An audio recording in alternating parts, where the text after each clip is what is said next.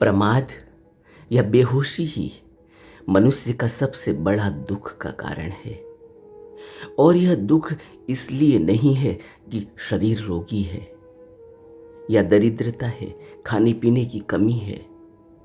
इस दुख का संबंध शरीर से और धन धान्य की कमी, विपन्नता या कमी से नहीं, बल्कि दुख है मनुष्य की विस्मृति का, भूलने का, बेहोशी या मदमस्त रहने का। एक ऐसा दुख जिसके लिए कोई दवा का इजाद आज तक वैज्ञानिक नहीं खोज पाए।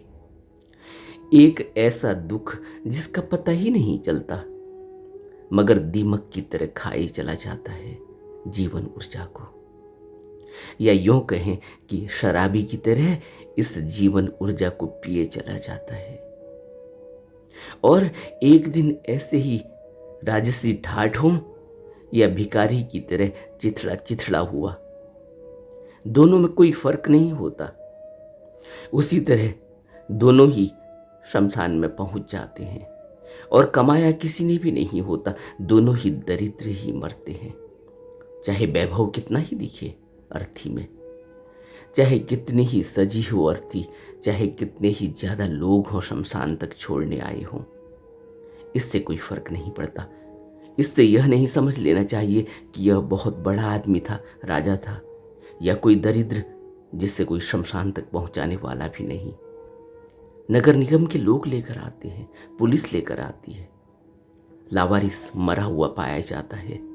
इन दोनों में कोई फर्क नहीं, क्योंकि दोनों ही बेहोशी का शिकार हुए, प्रमाद का शिकार हुए, और प्रमाद ही उनको काल बनकर या मार बनकर निगल गया। और जीवन जिसमें अप्रमाद के फूल खिल सकते थे, सुगंध उठ सकती थी, और किसी अन्य तक वह फूल की सुगंध पहुंचकर उसका जीवन भी बदल सकता था। खुशी और मन की शांति छलकनी चाहिए थी। वहां प्रमाद के कारण दुख, रुग्णता और नरक निर्मित हुआ। मनुष्य अपनी तृष्णा वासनाओं से इतना नीचे गिर गया है, कितना रुग्ण हो गया है, इसका अंदाजा आज मनुष्य की मानसिक स्थिति और उसके कार्यकलापों से लगाया जा सकता है। जब उसकी स्थिति स्वार्थवश ऐसी हो चुकी है कि वह पाशविक सा व्यवहार करने लगा है। जितना नरसंहार अब वैज्ञानिक और आधुनिक शस्त्रों से किया जाने लगा, उससे पता लगता है कि मनुष्य का मानसिक स्तर कितना गिर चुका है। क्योंकि मनुष्य एक सामाजिक प्राणी है और वह समाज, देश, संस्कृति और संप्रदायों में इतना उलझ जाता है कि उसे अपने उत्थान की याद ही नहीं रहती, और वह बाहरी वातावरण का शिकार हो जाता है। भौतिकवाद आज बड़ा कारण है। मनुष्य प्रमादवश दौड़ता जाता है, जहां से कुछ भी हाथ नहीं लगता, लेकिन सभी दौड़ रहे हैं। इसलिए देखा देखी में जिसके अंदर थोड़ी किरण है प्रज्ञा की, विवेक है थोड़ा सा, वह भी व्यर्थ में ही अपना जीवन दांव पर लगा जाता है देखा देखी के कारण। इसलिए मनुष्य जो थोड़ी सी भी प्रज्ञा या विवेक रखता है, उसे बुद्ध के उपदेशों को सत्संगत और ध्यान साधना में लगना चाहिए। तभी वह संसार के इस बहाव से बच सकता है, अन्यथा इस बहाव में सभी बह जाएंगे। कैसे कोई व्यक्ति प्रमाद से ऊपर उठे, उसका नशा टूटे, संसार से उसकी विरक्ति हो, तो बुद्ध कहते हैं कि पहले एक उद्देश्य की स्थापना हो, पहले उसमें लगना चाहिए, उसे लगना चाहिए कि उसे इस संसार से बचना है। क्योंकि संसार का बहाव तो नदी की तरह है, तेज बरसाती नदी की तरह, यह अपनी ओर खींचता है। इसमें बड़ी फिसलन है, इसमें बड़ा तेज है। जो एक बार उस बहाव की तरफ गया, उसकी चपेट में आ गया, फिर उसका निकलना मुश्किल है। एक लक्ष्य लेने के बाद दूसरा काम है चित्त की सतत एकाग्रता। जब किसी परस्पर विरोधी उत्तेजना का उद्गम हो यदि कोई नया श्रवण हो और उसे किसी अवांछनीय विचार ने धर दबाया हो, तो तथागत ने उस विचार विशेष से मुक्ति पाने के लिए एक के बाद एक 5 साधनों को करने की सिफारिश की। किसी सद्विचार की ओर मन को लगाना। जब भी कोई अवांछनीय विचार उठे और परेशान करने लगे, तो पहला काम है किसी सद्विचार की ओर मन को लगाना। उस अकुशल चित्त के अनुकरण पर किए गए अकुशल कर्म के दुष्परिणामों पर विचार करना कि क्या होंगे इसके परिणाम। अगर मैं इस अकुशल विचार की तरफ अकुशल कर्म कर बैठा तो इसके परिणाम क्या होंगे, इसको देखना। और तीसरा, अकुशल चित्त की ओर ध्यान न देना। और चौथा, इसी के पूर्ववत का विश्लेषण और उसे निष्प्राण बना देना। और पांचवा, शारीरिक दबाव से मन को दबाना। काया कलेश को स्पष्ट तौर पर और जानबूझकर बुद्ध ने वर्जित किया है कि किसी भी तरह से इंद्रियों का दमन करके कभी कोई उन्नति को, आध्यात्मिक उन्नति को प्राप्त नहीं कर सकता। इंद्रियों के दमन को बुद्ध ने नकार दिया, जैसे आंख बंद करना ताकि कुछ दिखाई ही न दे, या कान बंद कर देना ताकि कुछ सुनाई ही न दे। लेकिन इससे मन नहीं रुकता, बल्कि वेदना को पहचानना सीखना होगा। विपश्यना पर ज्यादा ध्यान देना होगा। ध्यान साधना को अपने जीवन में ज्यादा से ज्यादा करना होगा ताकि प्रमाद छटे। और प्रमाद जब छटता है तो उसी तरह से मनुष्य आगे बढ़ता जाता है, जैसे कोई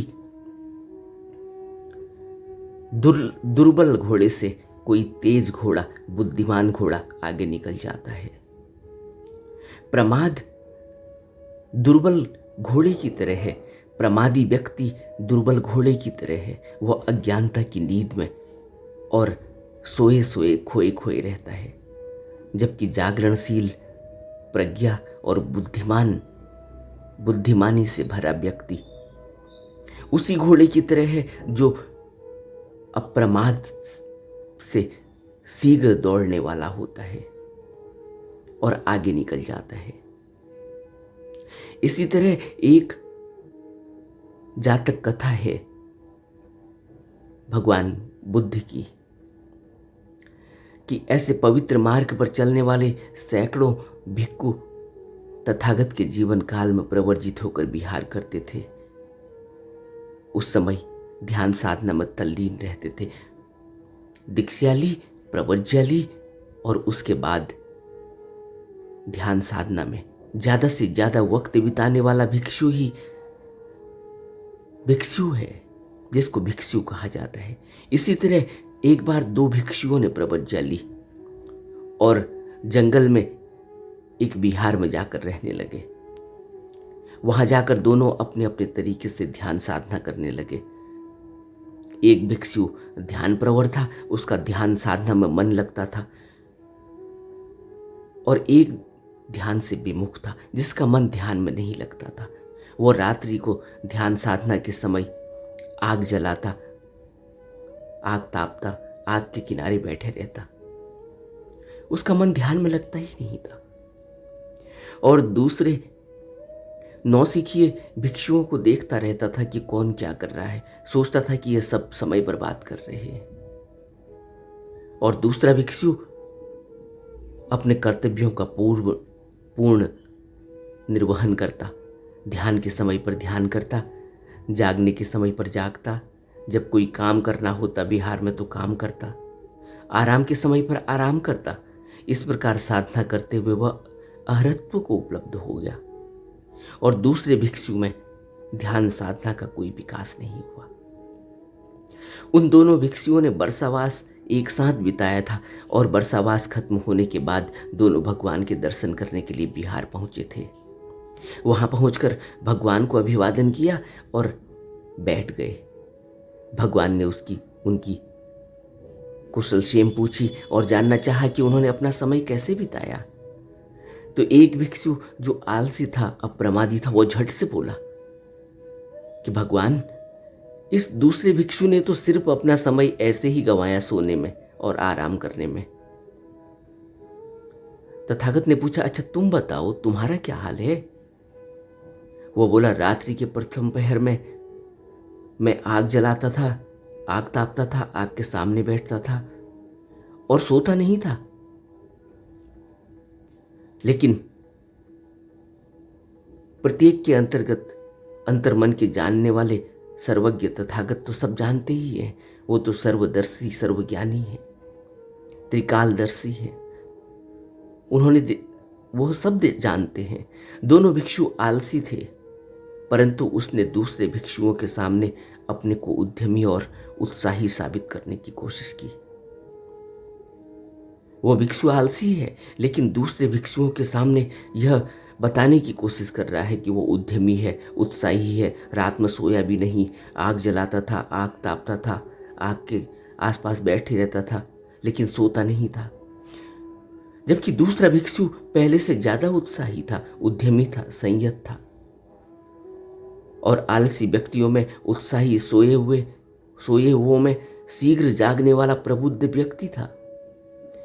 तो भगवान ने कहा कि आलसी व्यक्तियों में उत्साही और सोए हुए में शीघ्र जागने वाला प्रबुद्ध ही आगे बढ़ जाता है। जैसे कमजोर घोड़े को छोड़कर तेज दौड़ने वाला घोड़ा आगे निकल जाता है, इसी तरह प्रमादी लोगों में अप्रमादी तथा अज्ञान की नींद में सोए लोगों में प्रज्ञा और जागरणशील बुद्धिमान उसी तरह आगे निकल जाता है जैसे तेज घोड़ा दुर्बल घोड़े से आगे निकल जाता है। इस तरह बुद्ध ने इन दो भिक्षुओं को यह गाथा सुनाई थी कि प्रमादी लोगों में अप्रमादी, सोए हुए लोगों में प्रज्ञा या जागरणशील व्यक्ति आगे निकल जाता है, जैसे तेज घोड़ा दुर्बल घोड़े से आगे निकल जाता है। अपमत्तो पमतेसु सुत्तेसु बहुजागरो अबलस् व सिग्घस्सो हित्वा याति सुमेधसो। तेज दौड़ने वाला घोड़ा दुर्बल घोड़े से आगे निकल जाता है और प्रमादी लोगों में अप्रमादी और प्रज्ञा और जागरणशील रहने वाला बुद्धिमान आगे निकल जाता है। इसी तरह हमें भी बुद्ध के वचनों से अपने जीवन को ज़्यादा से ज़्यादा आध्यात्म की ओर, ज़्यादा से ज़्यादा ध्यान साधना की ओर लगाना चाहिए।